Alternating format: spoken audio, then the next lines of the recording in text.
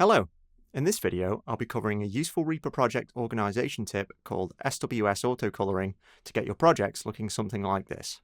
And as a small aside, going over how to enable Spectral Peaks to make editing down media items a little more intuitive.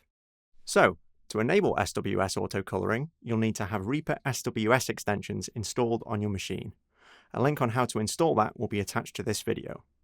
Once you've installed the extensions, you're going to want to navigate to your Extensions tab, open SWS, and open up the Auto Colour menu.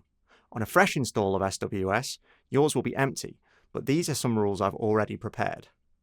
This menu is where you're going to set up your rules system. The priority of the rules goes top down, with rules higher up taking precedence over those underneath them. First, to keep things neat and organised, I'd recommend setting up a track rule type with the filter Children and the colour set to Parent. This will ensure that the children of any of your folder tracks will always inherit the colour of the folder. This is super useful for keeping related tracks immediately visible and looks something like this. After that, let's make some simple rules for tracks named SFX, Foley, Ambience, VO, and Synth, as these are some types of things you're going to be setting up regularly from project to project. Assign each of these their own unique colour.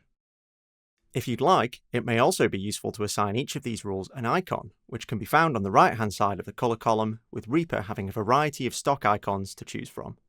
At the bottom of your rule list, I'd recommend setting up a folder filtered rule that ensures a folder icon will show on any folder track you haven't already set up a rule for.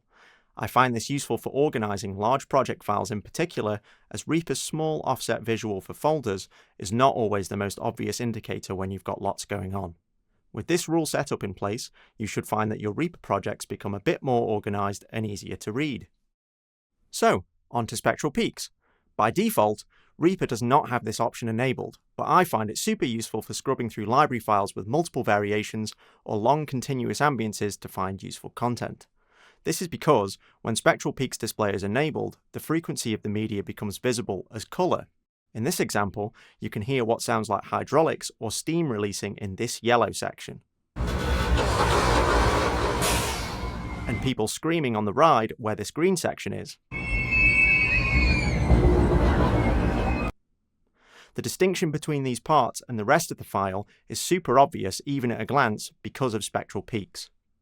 To enable this, go into Options, Peak Display Settings, and open up the menu. From here, you can change the display mode to Spectral Peaks and alter which colours represent which frequencies by dragging side to side. At the moment, I have it set so that deeper colours like blue and purple represent the lower frequencies, moving up to yellow, green, and turquoise in the higher frequencies. I'd also recommend tuning the noise threshold to make the colours more obvious, as the default setting here doesn't really lead to the desired effect. Once you've done this, your media files should now look something like this. Thank you for watching.